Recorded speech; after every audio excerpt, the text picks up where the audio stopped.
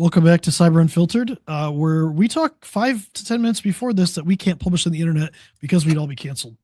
It's a shame because it's the best part that we can never share. We can, but we got to do it in the guise of comedy. So, but we're back. We got 3 stories.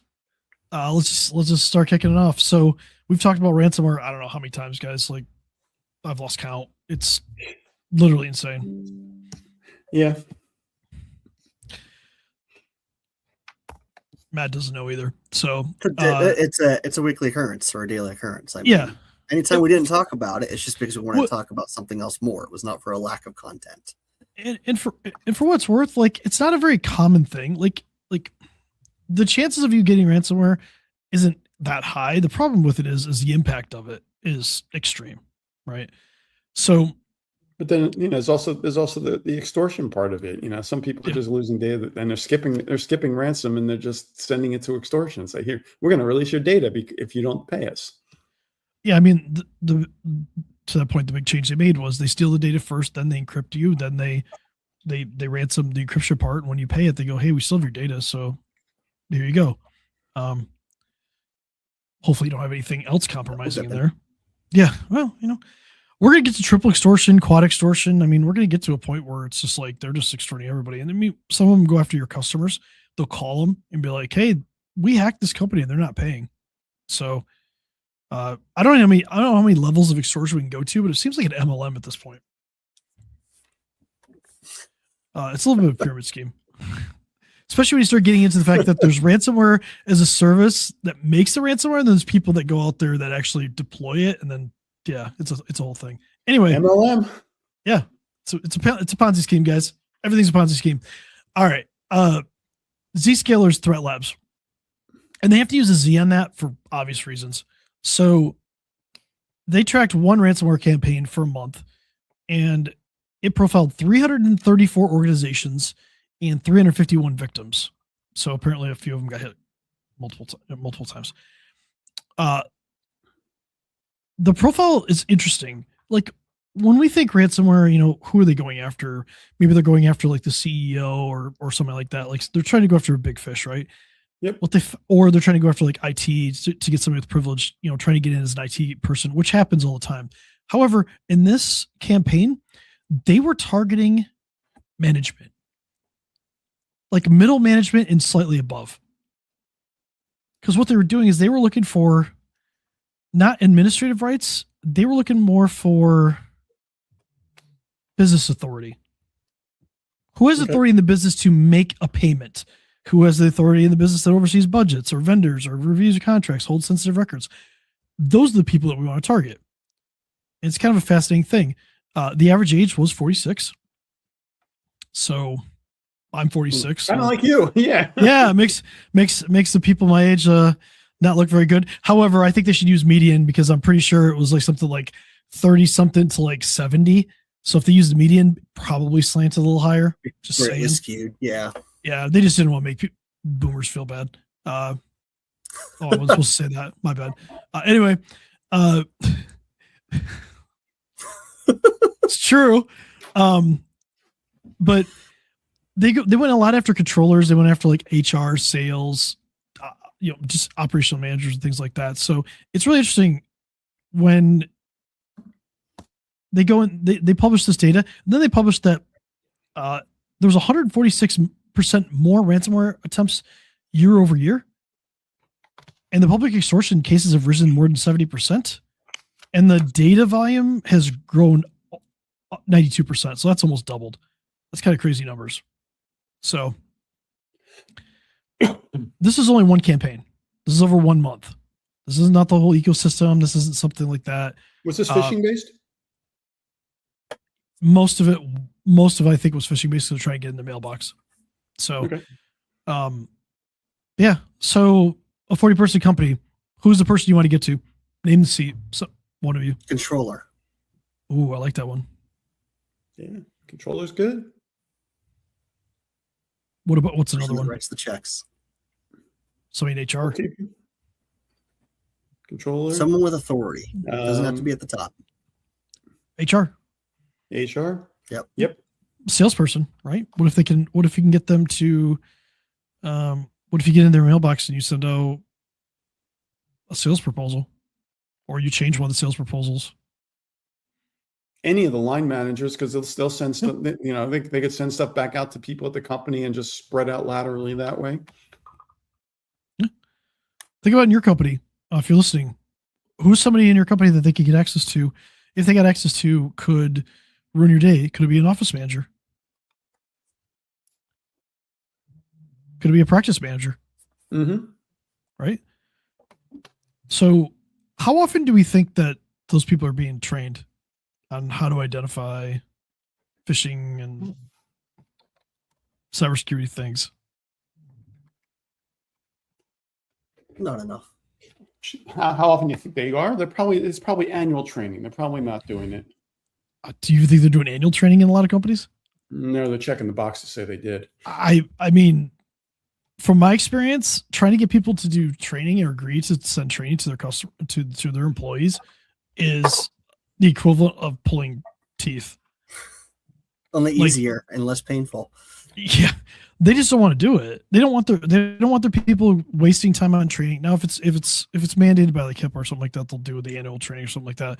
But to me, annual training is worthless. I mean, not doing training, annual training are pretty much the same thing for me.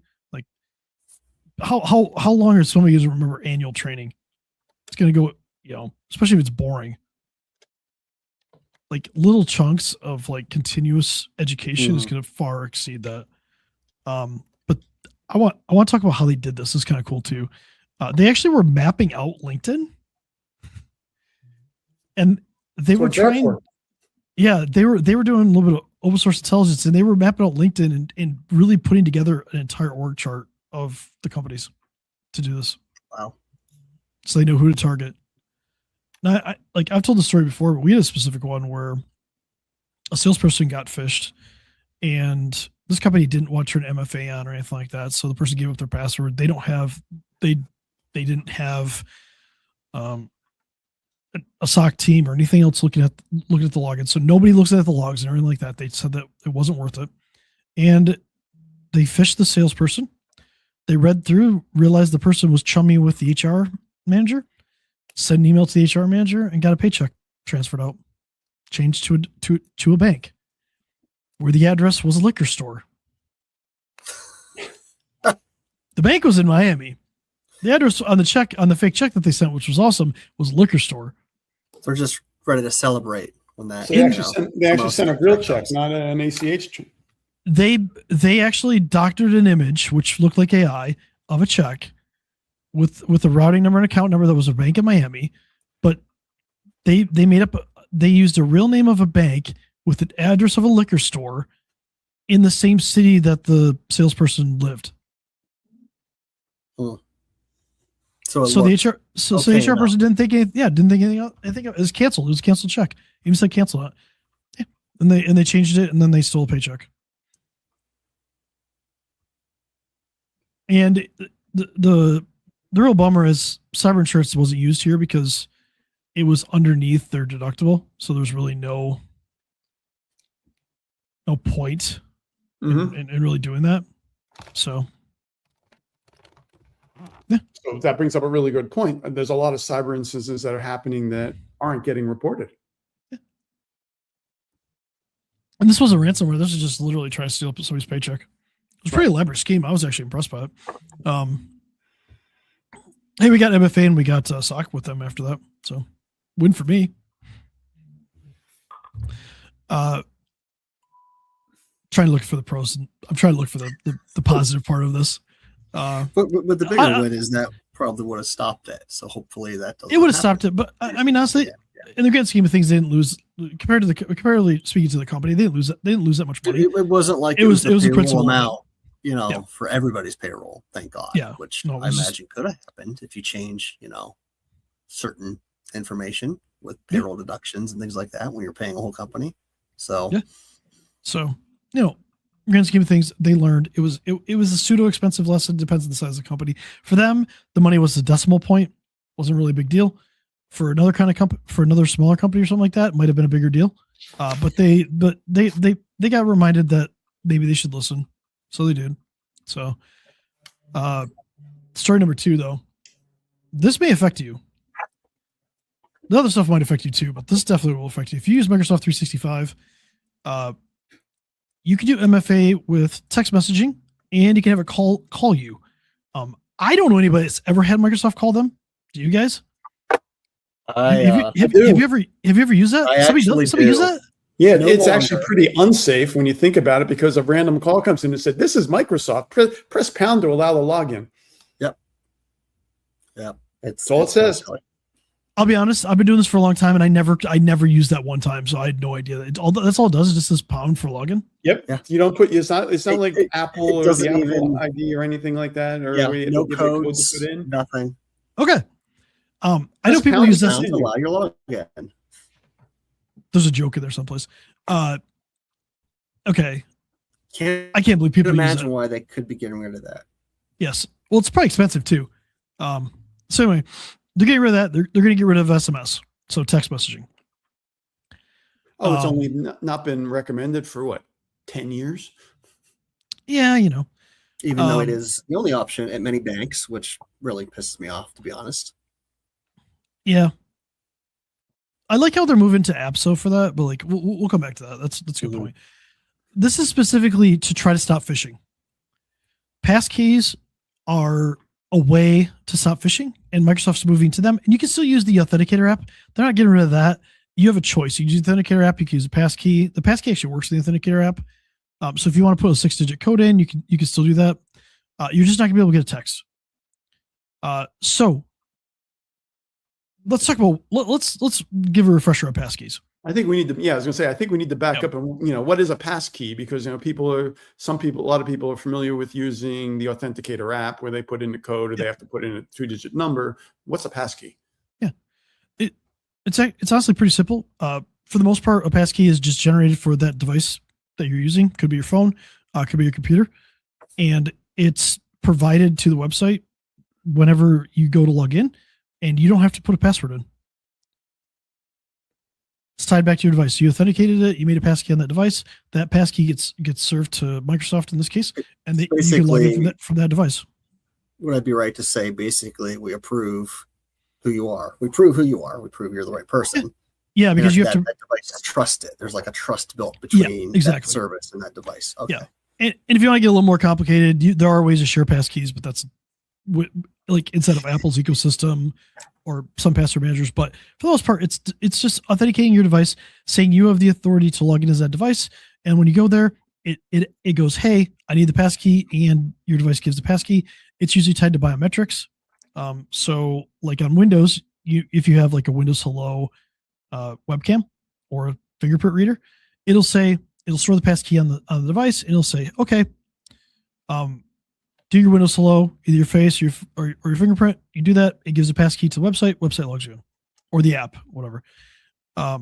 There are other ways to do it. YubiKey is another way. That's a hardware token that you plug in, and it can store passkey as well. Whatever your choice is. But it makes it easier because then you don't need a password. That's the best part about passkeys. You just don't need a password. You don't have to so if somebody's getting phished, they can't give their password up, and they can't provide a passkey to somebody to a website that's like a fake website, because the passkey actually checks to make sure the website is the website it's supposed to be. Mm-hmm. So it can't. But if somebody gets on my computer as me, will my passkeys work? Well, that's a different problem. We're going to talk about that in a minute. And I would argue that's one that would exist already anyway. Yeah, because everybody has their password saved anyway. Yeah. So, yep. So it's really just saying your device is allowed to get in. So if you get an email that says, hey, you have to log into Microsoft, and they give you a fake website, you log into Microsoft, it's not going to work. Passkey won't be given away. And so you can't get your account stolen like that. That's why it's called phishing resistant. It's not perfect, but it's a better way to do it. So, I think it's easier for most people. However, not everybody implements it the same, so it makes it somewhat more complicated, which is really baffling. It kind of reminds me of like USB at this point, like USB-C. Mm-hmm. You get a USB-C cable from Apple, it can only transfer data at like USB 2.0 speeds. But then you can find a random one that'll do 3 speeds, and then another one they'll do 4. It's like confusing. It's like, okay, what does this cable do? Same thing with passkeys. Like, why do different websites do passkeys differently? Where do you store them? Things like that. So I made this way too complicated. It's tied to your device for the most part. So your iPhone, your Windows computer, your Android device, you can store the passkey on there. You'll have to log in multiple times usually, unless you can share it. But like you'll once you log in and generate that passkey, that device can log in. So moving on to story number 3. Microsoft wants to get rid of this, but then Microsoft has a bug right now where at Black Hat that's going on right now, it's a cybersecurity conference. Some people showed a way to actually reconstruct the passkey if they've compromised that local device. So like what you said, if somebody hacks the computer, there is a way for them to leverage that passkey and steal it to log in someplace else. Microsoft will fix that. Google is also affected by this too in Chrome. There's a way to store passkeys in Chrome. It goes back to what we've said before. Please don't use a browser to store your passwords or your passkeys. It's just not a good idea. It's never been a good idea. Google will probably fix this, but it was the same thing. When you synced your passkeys to your Chrome, it was no longer device driven. It was tied to your account. There's a way that they were able to use a master secret to reconstruct the passkey and steal them and then use them other places. So, but to do that, they have to compromise your device. So they would have to get on your computer. You'd have to give them access to it somehow, either through a phishing link or something like that. Maybe you clicked on a website, you download a piece of software that had a malware incorporated in it, and they could steal the passkey. So, and your host. Yeah. So Microsoft wants you to switch to this, but there's things on we the have to, device anyway. They've already got access, but then Right. they're able to share access. None of this is It perfect. makes a really bad problem worse. Right. This is this is a better way to do multi-factor authentication for people. However, we just want to have everybody understand that it's not perfect because there's no such thing as perfection in security. We do as much as we can to make sure that we minimize the risk, but there's always going to be a risk. So just because all your users use passkeys doesn't mean you're 100% safe. There's other things you need to do to make sure that the passkey doesn't get compromised. Make sure the device doesn't get compromised. You want to make sure that those computers that you have are clean and that you're actually monitoring them. So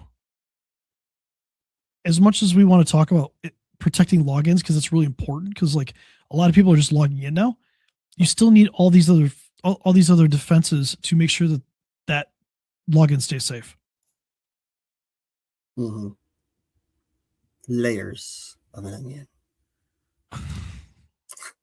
We're going full Shrek on people. So I am. I think I want to watch that movie with my kids later. I'm feeling we're never getting onion monetized, security. but we're never getting monetized because I drop like actual names and stuff like that. If we start humming songs, we're really Disney's going to Oh, start no. suing us, even though we don't exist, really. So that's cool.